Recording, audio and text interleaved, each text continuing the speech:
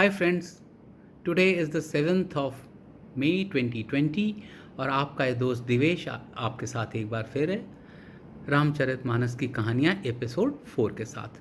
आज हम रामचंद्र जी के सीता जी से विवाह की कुछ बात करते हैं, कुछ धनुष की बात करते हैं जो रामचंद्र जी ने तोड़ा। ठीक है, लेकिन उसके पहले हम थोड़ी सी एक और बात कर लेते हैं, थोड़ा सा डिटूर ले लेते हैं। कबीर दास जी का नाम सुना है? ये सेंट पोएट थे, संत कवि। तो एक बार अपनी दुकान पे बैठे हुए थे।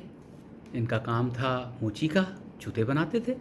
डिग्निटी ऑफ लेबर उन दिनों बहुत हुआ करता था। सब लोग एक बराबर माने जाते थे, चाहे राजा हो, चाहे मोची हो, चाहे सफाई कर्मचारी हो, चाहे वैद्य हो। तो अपना काम कर रहे थे, गुनगुना रहे थे, भजन गा रहे थे, सूफी सेंट थे कि एक महिला आती है उनके पास और कहती मेरी मदद करिए। पूछते क्या हुआ? कहते हैं कि मैं गंगा में नहा रही थी और मेरा कड़ा सोने का ये गिर पड़ा गंगा में, और अब जब घर जाऊंगी तो बहुत तहलका मचेगा, कोई भी मुझे बख्शेगा नहीं, मैं बहुत परेशान हूँ।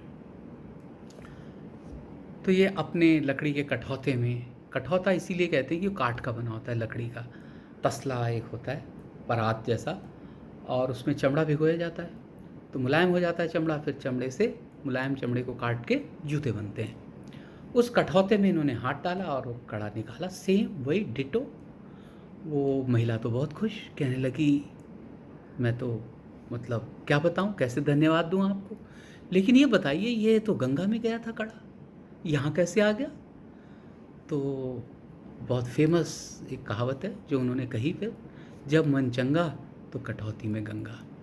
जब मन में सत्यता हो, जब मन में अच्छे विचार हों तो ईश्वर हमें कहीं भी दिख जाते हैं। तो शंकर जी भी पार्वती जी से यही कहते हैं कि जही के जही पर सत्य सनेहु, तेते ही मिले ना कुछ संदेह हो। कि अगर सीता जी को प्यार होगा सच्चा तो रामचंद्र जी मिल जाएंगे उनको। और कल मैंने जैसा आपको बताया कि पार्वती जी ने तो वरदान दे ही दिया था, सुनसिय सत्य असीस हमारी, पूजे ही मन कामना तुम्हारी। देखिए रामचरितमानस में से आप शिव जी को हटा नहीं सकते। राम और शिव दोनों आपस में बहुत बुरी तरह से, बहुत गहरे जुड़े हुए हैं, एक से दूसरे को अलग नहीं कर सकते। मैंने किसी भी ग्रंथ में दो ईश्वर का ऐसा मेल कहीं नहीं देखा। और यहाँ पे तो रामचंद्र जी के ऐसा लगता है कि पिता शिव हैं और शिव के पिता राम हैं। इतना ज़्यादा प्यार, इतना ज़्यादा सम्मान एक दूसरे को देते हैं। तो अब चलते हैं, बात करते हैं हम सीता स्वयंवर की। जनक ने स्वयंवर ऑर्गेनाइज किया हुआ है। आप विजुअलाइज करिए, हज़ारों राजा बैठे हुए हैं, सब अपनी किस्मत आजमा रहे हैं। शिव जी का एक बहुत विशाल पावरफुल धनुष वहाँ पे है जिसका नाम है पिनाक, और वहाँ पे कई राजा आए हुए हैं। कईयों का अहंकार ये है कि मैं तोड़ दूंगा और मैं शिव जी को नीचा दिखा दूंगा। कईयों का ये है कि अरे इतनी सुंदर कन्या अदरवाइज मिलेगी नहीं। कईयों का ये है कि इसी बहाने फिर महाराजा जनक का राजपाट भी हासिल कर लेंगे। कईयों का ये है कि ये धनुष तोड़ देंगे तो फिर हम शिव जी के गुस्से से बच जाएंगे, क्योंकि फिर शिव जी हमें मारेंगे किससे? अपनी अपनी सोच है, ठीक है, उसको आप टाल नहीं सकते लोगों की सोच को। लेकिन ये जब धनुष टूटता है तो उन हजारों राजाओं के अहंकार भी टूट जाते हैं। महत्वाकांक्षाएं चूर चूर हो जाती हैं, जो नेगेटिव होती हैं महत्वाकांक्षाएं, और अन्याय के ऊपर न्याय की जीत होती है। ये सिर्फ एक धनुष टूटने का कार्यक्रम नहीं है, ये एक आस्था का कार्यक्रम है, एक राजकुमारी के प्यार का कार्यक्रम है कि अगर माना ये धनुष नहीं तोड़ पाते राम तो फिर सीता तो, उनका तो विवाह नहीं हो पाता ना कभी दोबारा। एक लड़की के दो स्वयंवर नहीं होते। तो बहुत सी चीज़ें इससे जुड़ी हुई हैं। अब चलिए हम उस सभा में हैं जहाँ पे ये कार्यक्रम चल रहा है। हजारों राजा आते हैं, कोई भी हाथ नहीं लगा पाता है उसमें। शिव जी खुद धनुष में विराजमान है। कोई अपवित्र विचार से आएगा तो वहीं भस्म हो जाएगा, हाथ लगाना तो दूर है, वो 10 मीटर दूर तक भी नहीं पहुंच सकता। और ऐसा ही हो रहा था, लोगों में डर था। रावण तो गया ही नहीं पास में, उसे पता था वो भस्म हो जाएगा।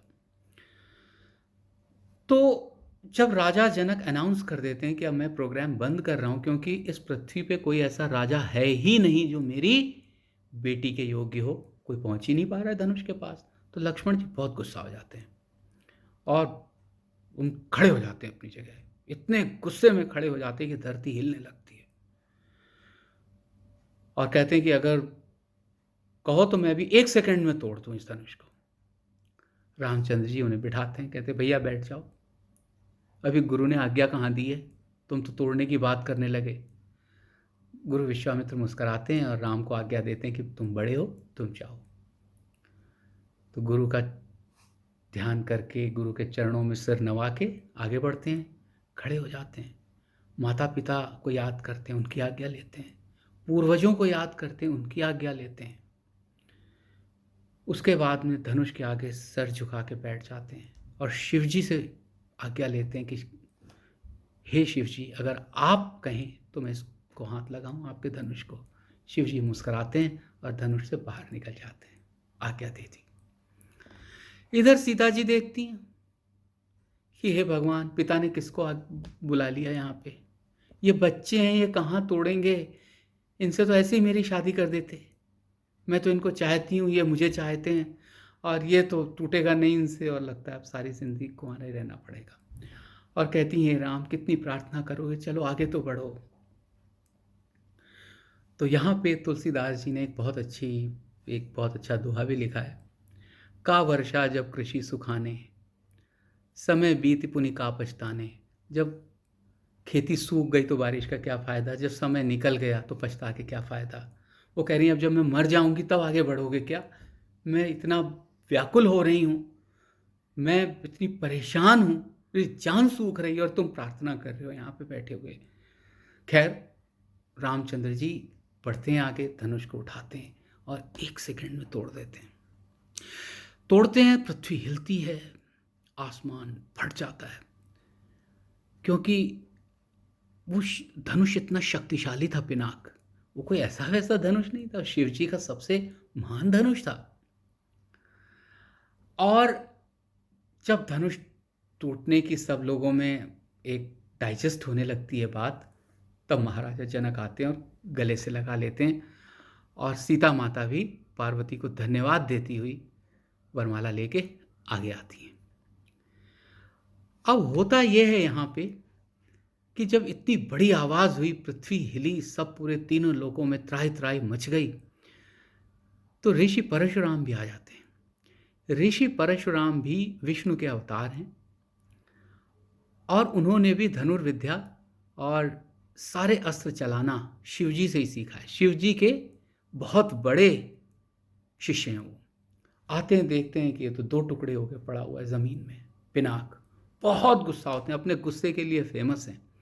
अब यहाँ पे हमारे 2 गुस्से वाले लोग हो जाते हैं, एक परशुराम जी और दूसरे लक्ष्मण जी। मतलब बहुत वाद विवाद होता है। और यहाँ पे एक और बहुत फेमस दोहा है, यहाँ कुम्हड़ बतिया को नाही, जे तर्जनी देख मर जाही। तर्जनी कहते हैं इंडेक्स फिंगर को। इंडेक्स फिंगर जिसे कहते हैं कि ऐसे दिखाया जाए अगर कद्दू की, पम्पकिन की छोटे पम्पकिन को, तो वो मुरझा जाएगा, मर जाता है वहीं पे, ऐसा कहा जाता है। मैंने तो कभी किया नहीं। तो यहाँ कुम्हड़ बतिया को नाही, लक्ष्मण जी कहते हैं तुलसीदास जी को कि भाई यहाँ ऐसे कोई कद्दू की छोटी सी बेल नहीं है कोई, जो आपके उंगली दिखाने से हम मर जाएंगे। हमें भी लड़ना आता है, तो अपने गुस्से को अपने पास रखो। अब परशुराम का गुस्सा कौन ठंडा करता है? रामचंद्र जी। अब देखिए यहाँ से 2 पर्सनैलिटीज़ का, 2 भाइयों का अलग अलग कैरेक्टराइजेशन उत्पन्न हो जाता है। रामचंद्र जी धीर गंभीर ठहरे हुए, इसीलिए उन्हें मर्यादा पुरुषोत्तम कहा गया है। मर्यादा मतलब डिग्निफाइड, पुरुषों में उत्तम, सबसे उत्तम पुरुष कहा गया उन्हें, और हाईली डिग्निफाइड। लक्ष्मण जी गुस्से वाले, शॉर्ट टेम्पर्ड, अन्याय को बिल्कुल बर्दाश्त नहीं करेंगे, सुनेंगे नहीं किसी की। तो वो उनका कैरेक्टराइजेशन हमेशा रहता है, और रामचंद्र जी का कैरेक्टराइजेशन ऐसा रहता है। इसके पहले इन दोनों का कैरेक्टराइजेशन कहीं पे भी डिपिक्ट नहीं हुआ रामचरितमानस में, यहीं पे हुआ। ओके, खैर होता ये है यहाँ पे कि रामचंद्र जी का विवाह सीता जी के साथ होता है और उर्मिला का विवाह लक्ष्मण जी के साथ होता है। होना ये तय हो जाता है, ठीक है, ये होना तय हो जाता है। मैं यहाँ पे एक और चीज़ आपको बताता हूँ। पूरे रामचरितमानस में आप एक ईश्वर की नहीं, आप दो ईश्वरों की गाथा सुनते हैं। एक है भगवान राम की और दूसरी शिव जी की। ऐसा लगता है कि ये दोनों की महिमा का एक ग्रंथ है। ये कहानी रामचरितमानस शिव जी ही पार्वती जी को सुना रहे हैं, और पार्वती जी हैं थकती नहीं है राम जी की कहानियाँ सुनते हुए। ये वो सती नहीं है कि जो थोड़ा सा लेके एक शक, एक संदेह लेके परीक्षा लेने आ गई थी। यहाँ पार्वती ने सीता को अपनी पुत्री माना तो राम पुत्र हो गए उनके। राम शिव को पिता समान मानते हैं, शिव राम को पिता समान मानते हैं। एक दूसरे के बिना, इच्छा के बिना कोई काम नहीं करते। दो देवताओं का ऐसा मेल मिलाप, संसार को चलाने वाले दो ऐसे देवताओं का किसी और वर्ल्ड होली बुक में, किसी और एपिक में कहीं पे भी नहीं है। Nowhere. आप कोई सा भी ग्रंथ उठा के देख लें। और शायद यही बड़प्पन भी है हिंदू धर्म का कि जब हम जाते हैं कहीं पे तो अगर हमें मस्जिद दिखती तो भी हम प्रणाम कर लेते हैं, हमें चर्च दिखता है तो भी हम प्रणाम करते हैं, हमें कोई मज़ार दिख जाती तो भी हम सर झुका देते हैं, हमें गुरुद्वारा दिखता है तो भी हम सर झुका देते हैं। हम हर धर्म के प्रतीक के ऊपर सर झुका देते हैं। तो तभी कहा गया ऐसा, जाकी रही भावना जैसी, प्रभु मूरत देखी तिन तैसी। ये भी शिव जी ने कहा जब पार्वती जी कह रही थी कि क्यों जल रहे हैं इनसे, ये इतने हजारों राजा आए हुए हैं, किसी के मन में इनके लिए प्यार क्यों नहीं है। कोई कह रहा है इनको ये हमारे प्रतिद्वंदी हैं, कोई कह रहा है तो बच्चे हैं, कोई कह रहा है तो अपने माँ बाप का नाम खराब करेंगे, धनुष क्या उठाएंगे, कोई कह रहा है तो जिंदगी भर कुंवारे ही रह जाएंगे इसके बाद। तब प्रभु शिव कहते हैं जाकी रही भावना जैसी, प्रभु मूरत देखी तिन तैसी। तो इसीलिए मैंने कबीरदास जी की भी कहानी सुनाई कि जब मन चंगा तो कटौती में गंगा। अगर आपका अपना मन साफ है तो आपको हर चीज़ में अच्छाई दिखेगी, और यही मनुष्य होने का सबसे बड़ा प्रमाण है, अगर आपको हर चीज़ में अच्छाई दिखती है तो। क्योंकि ईश्वर की बनाई हुई प्रकृति में कोई ख़राब चीज़ है ही नहीं। हर चीज़ की आवश्यकता है, हर चीज़ की, हर चीज़ को सम्मान देना चाहिए। आपको पता है लक्ष्मण जी में एक गुण था जो उन्हें ईश्वर ने प्रदान किया था उनके पैदा होने के टाइम पे, कि वो जानवरों से, पेड़ पौधों से और निर्जीव चीज़ों से भी बात कर सकते थे। ओके, पेड़ पौधों से बात करना और पेड़ पौधे उनसे जवाब दें उनको, हम भी कर सकते हैं अगर हम ट्राई करें तो। हमने किया नहीं कभी, क्योंकि हर चीज़ में ईश्वर होता है। तो आज मैं अपनी कहानी को यहीं पे समाप्त करता हूँ, कल फिर हम मिलेंगे। शुक्रिया।